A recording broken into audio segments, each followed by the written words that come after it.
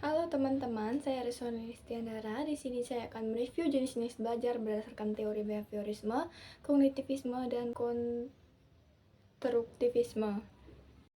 Nah, teori behaviorisme itu apa sih? Jadi, teori behaviorisme itu adalah teori yang dibuat oleh Gagne dan Berliner. Teori ini berisi perubahan tingkah laku karena pengalaman belajar. Nah, dalam pengembangannya, teori ini menjadi aliran psikologi belajar yang memiliki pengaruh terhadap tujuan dan peningkatan teori belajar dan praktik dalam dunia pendidikan dan pembelajaran. Nah, aliran psikologi belajar dikenal dengan aliran behavioristik. Aliran ini lebih mengutamakan terbentuknya perilaku yang dihasilkan dari proses belajar. Nah, menurut teori behaviorisme, dalam proses belajar mengajar yang terpenting adalah seseorang akan dianggap telah belajar ketika sudah menunjukkan perubahan perilaku. Dari teori behaviorisme ini juga, proses pembelajaran dapat diartikan sebagai stimulus dan respon.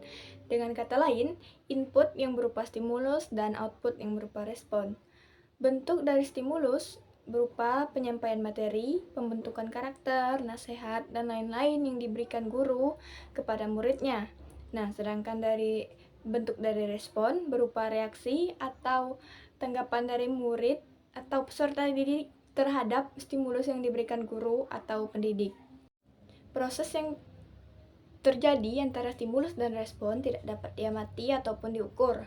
Hal yang penting dan perlu diperhatikan adalah perilaku dari stimulus dan respon. Apa sih maksudnya? Nah, maksudnya adalah apa yang diberikan guru atau stimulus dan apa yang diterima oleh murid atau respon harus diperhatikan dan diukur.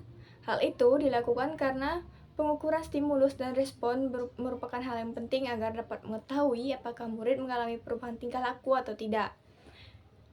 Dalam penerapannya, teori belajar behaviorisme dapat tergantung dari beberapa aspek seperti tujuan pembelajaran, karakteristik murid, materi pembelajaran, media pembelajaran, serta fasilitas pembelajaran. Dalam pelaksanaannya, teori behaviorisme tentu memiliki kelebihan dan kekurangan. Dengan mengetahui kedua hal itu, teori ini dapat diterapkan secara maksimal. Beberapa hal yang perlu diperhatikan dalam pelaksanaannya, teori behaviorisme tentu memiliki kelebihan dan kekurangan. Dengan mengetahui kedua hal itu, teori ini dapat diterapkan secara maksimal. Beberapa hal yang perlu diperhatikan saat menerapkan teori behaviorisme dalam proses pembelajaran yaitu: 1.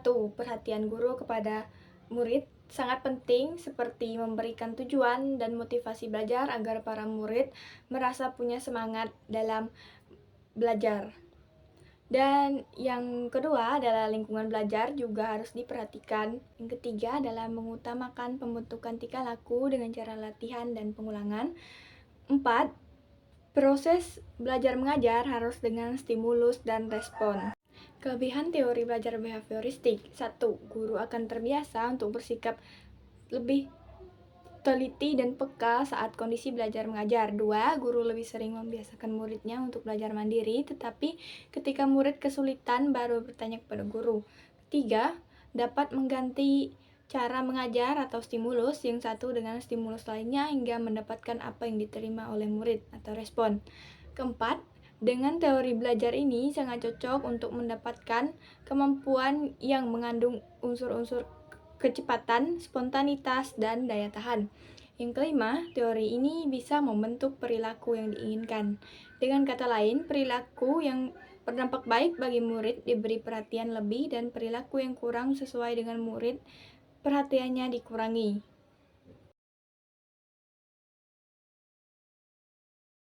Kelebihan teori belajar behavioristik: 1.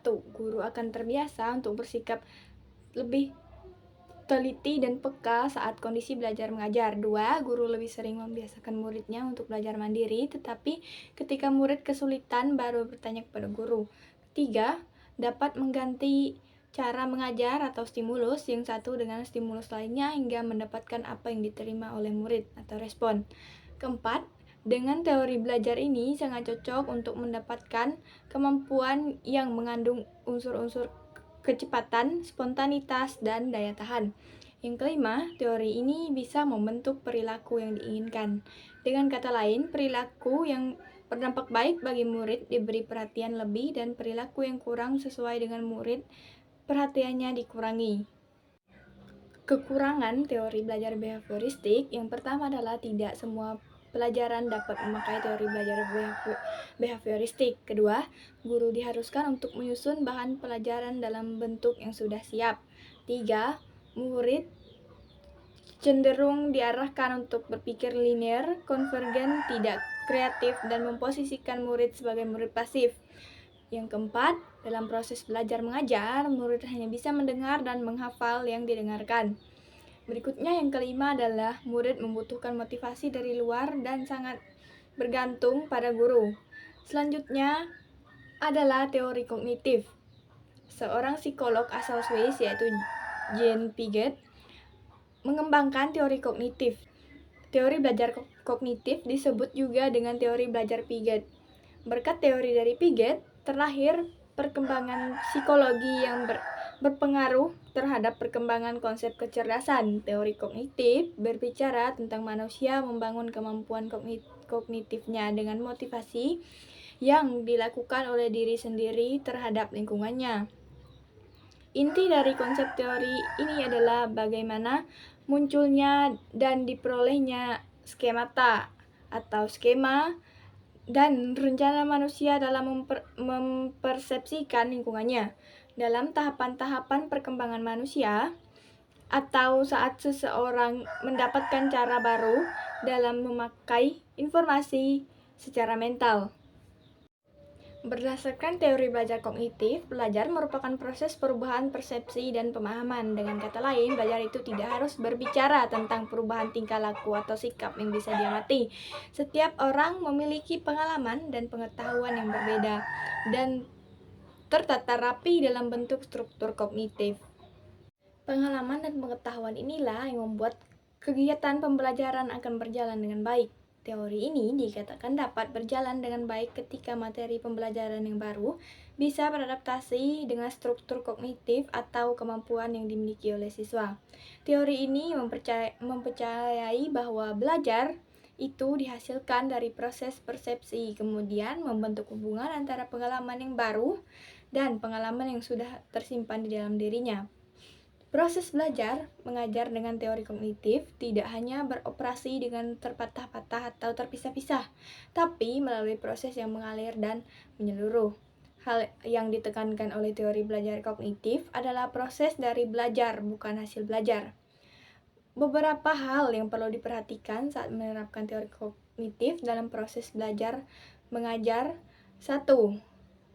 Pembuatan materi pembelajaran harus disusun dengan pola dan logika sederhana dan kompleks agar mudah dipahami para siswa. Yang kedua, siswa bukanlah orang dewasa yang sudah mengerti dan mudah dalam berpikir. Oleh karena itu, guru harus memberikan pengarahan sesuai dengan usia murid atau peserta didik. Yang ketiga, setiap kegiatan pembelajaran harus memiliki makna. 4. Agar keberhasilan murid tercapai, maka guru perlu mengamati perbedaan yang ada pada setiap murid. Dalam pelaksanaan teori kognitif memiliki kelebihan dan kekurangan. Kelebihan dari teori belajar kognitif. Yang pertama adalah memudahkan siswa untuk memahami materi belajar. Yang kedua adalah siswa menjadi mandiri dan lebih kreatif. Nah, setelah tadi ada kelebihannya, maka ini adalah kekurangannya. Teori belajar kognitif yang pertama adalah teori yang belum bisa digunakan pada semua tingkat pendidikan. Yang kedua, pada tingkat pendidikan lanjut, teori ini susah untuk diterapkan. Nah, yang terakhir adalah teori belajar konstruktivisme. Sebenarnya teori ini bersumber dari ilmu filsafat, yang utamanya adalah filsafat ilmu. Dalam ilmu filsafat ilmu, hal yang dibahas atau dijelaskan dalam teori ini adalah bagaimana proses terbentuknya pengetahuan manusia. Menurut teori ini, pembentukan pengetahuan yang terjadi pada manusia berasal dari pengalaman-pengalaman yang telah dilewatinya. Dalam perkembangannya, teori belajar konstruktivisme ini menerima pengaruh dari ilmu psikologi, khususnya psikologi kognitif Piaget, yang di mana kognitif Piaget sangat berkorelasi dengan psikologi manusia untuk mendapatkan pengetahuan. Jadi, bisa dikatakan bahwa belajar adalah suatu proses yang dilakukan oleh murid atau peserta didik dalam membangun pengetahuan. Konstruksi berarti membangun. Jadi, teori belajar konstruktivisme adalah suatu usaha yang dilakukan untuk membangun tata hidup yang berbudaya modern. Teori belajar ini berlandaskan pembelajaran kontekstual. Dengan kata lain, manusia membangun pengetahuan sedikit demi sedikit yang hasilnya disebarkan melalui konteks yang terbatas dalam waktu dan yang direncanakan.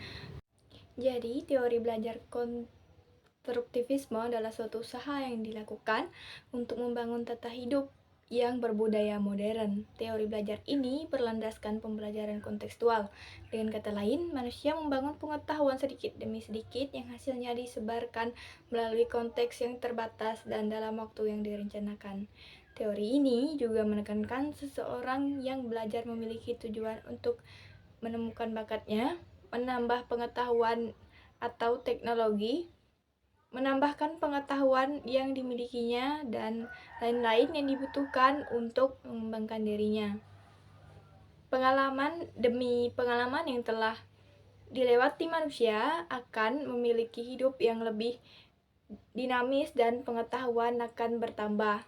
Dalam konteks kegiatan pembelajaran antara guru dengan siswanya, teori belajar konstruktivisme mengembangkan peserta didik untuk membimbing sendiri pengetahuan yang dimiliki berdasarkan pengalaman, tetapi masih dalam pengawasan pendidik.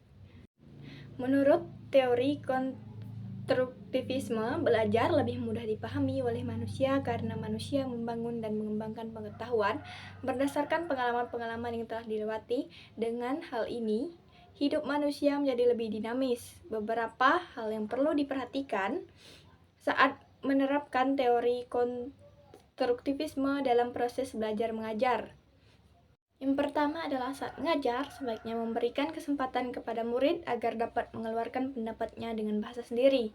Yang kedua, murid diberikan waktu atau kesempatan untuk menceritakan pengalamannya agar menjadi murid yang lebih kreatif dan imajinatif. 3. Lingkungan belajar mengajar harus kondusif agar murid bisa belajar dengan maksimal. Yang keempat adalah murid diberi kesempatan untuk membuat gagasan atau ide baru. Dalam pelaksanaannya, teori belajar konstruktivisme memiliki kelebihan dan kekurangan.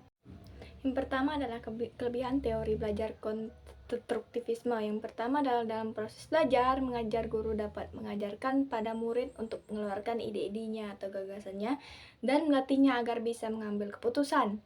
Yang kedua, semua murid bisa mengingat pelajaran yang sudah diajarkan karena mengikuti proses belajar mengajar secara langsung serta aktif. Ketiga, pengulangan pembelajaran yang dilakukan secara berulang akan membuat murid lebih mudah untuk berinteraksi dan yakin bisa memahami pelajarannya. Yang keempat, karena proses belajar mengajar murid akan lebih mudah beradaptasi dengan lingkungannya dan mendapatkan pengetahuan baru. Misalnya, berinteraksi dengan teman-temannya dan guru. Kelima, pengetahuan yang diberikan oleh murid dan mudah diterapkan dalam kehidupan. Nah, setelah tadi ada kelebihan, maka berikutnya adalah kekurangan dari teori belajar konstruktivisme. Yang pertama adalah teori ini lebih susah untuk dimengerti karena ruang lingkupnya lebih luas. Yang kedua, tugas guru menjadi tidak maksimal karena murid diberi kebebasan lebih banyak. Nah, sekian video mereview teori pembelajaran berdasarkan teori behaviorisme, kognitivisme, serta konstruktivisme. Semoga bisa bermanfaat bagi teman-teman semua. Kurang dan lebihnya mohon maaf. Saya ucapkan terima kasih.